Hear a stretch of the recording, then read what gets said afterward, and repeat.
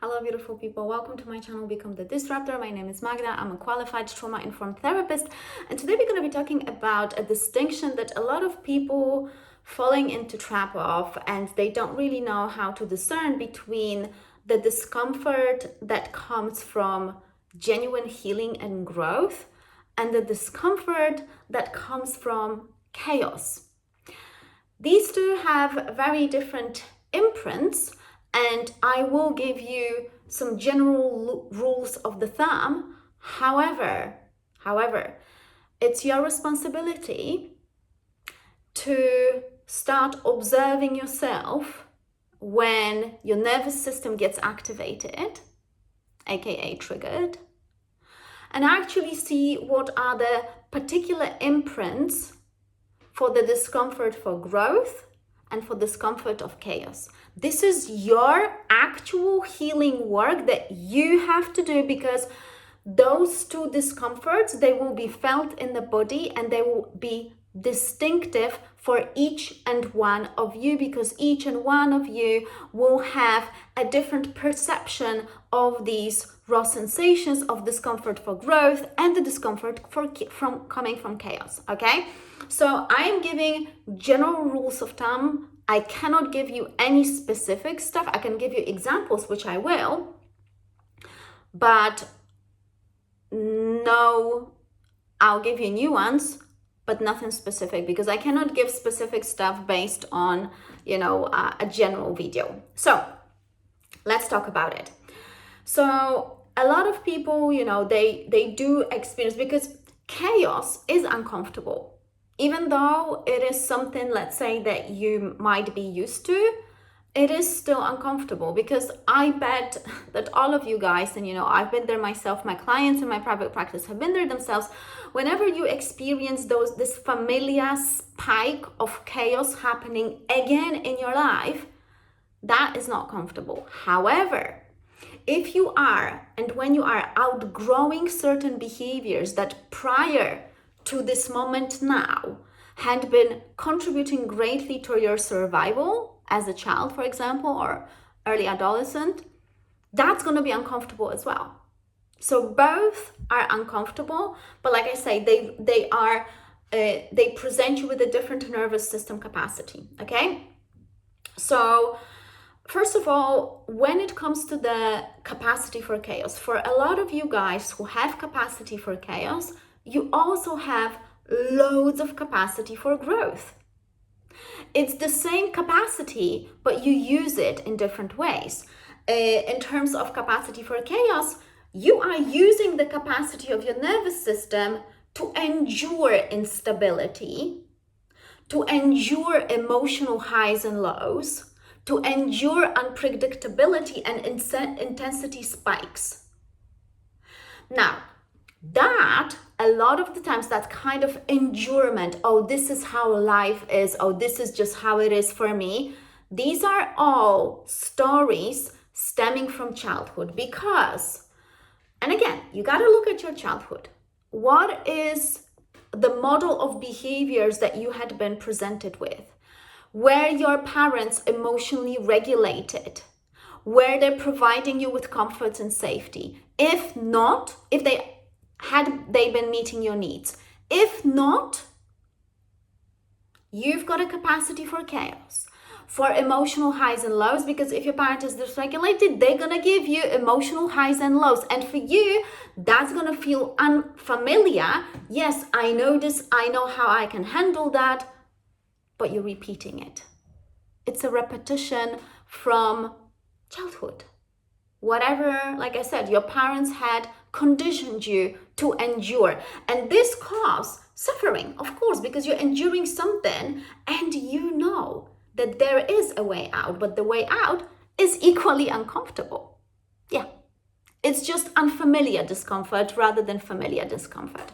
So this is capacity for chaos. Now, when it comes to capacity for building and creating the life that you want, anytime that you're changing a behavior that actually matters, you will experience short-term uncertainty and short-term instability.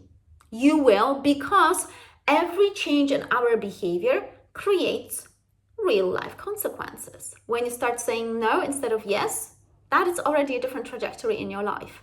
So that's that. Now, in this particular case scenario, you are no longer using your capacity, your nervous system capacity for chaos, so for enduring highs and lows. No. You are holding instability short term, uncertainty short term, because you're building something new. And you're holding that, you have to hold it in your nervous system without urgency and without any panic moves. Because what happens is that when that instability and uncertainty shows up in your life, you think that you're doing something wrong because you cannot discern between the growth, the discomfort for growth and discomfort for chaos. And then you start you're doing panic moves. These are panic moves. This is your fear emotional system lighting up and you're panicking. Sounds familiar? That's when you start going back to the old behavior. Here we go again. So the contrast, as you can see, is very clear. It's about the usage, the capacity for building something new whilst you are holding uncertainty and instability without panic. You holding the panic, you feeling the panic, you're feeling all your emotions, but you're not reacting to them. And yeah, guys, that is difficult.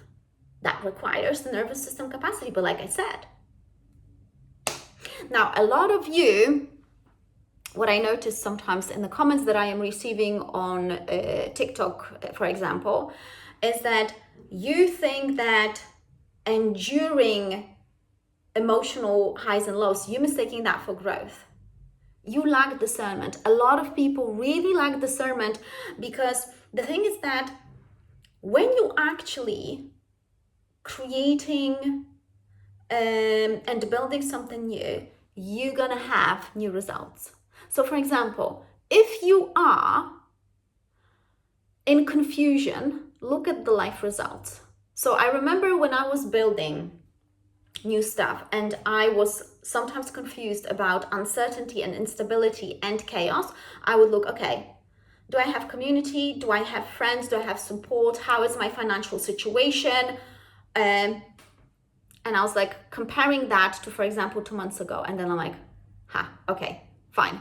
This is instability. That's it. You have to look at facts, not storytelling, not interpretation, but facts. Facts in life do not lie. They are something physical that you know that you already built. So as you can see, there's a lot of honesty work here. There's no mystical stuff. This is pure, honest, structured work that I am offering to my clients. There are other clinicians are also, I think, offering to their clients without the mystical stuff, because I am not selling you marketing fluff. I'm selling you, not even selling you. It's just how it works. That's it.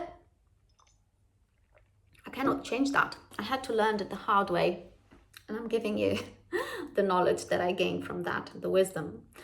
So look at the areas of your life. So when you're in confusion, this is the tool for discernment. Like I said, you look at your life, how it was 3 months ago, how it was 6 months ago, what is repeating, but what is growing. You might have certain areas of your life. For a lot of you guys who are self-betraying intellectuals, you're going to have problems in finances and you're going to have problems in romantic relationships, sometimes in friendships, but that is, I think, less common. Actually, from what I'm seeing, that's just from what I'm seeing. And, but yeah, that's. So look at those areas and see whether there's any actual progress, physical proof. If there's none, it means that you're still repeating the chaos, that there's something, that there's still some elements of self-betrayal that you're not noticing.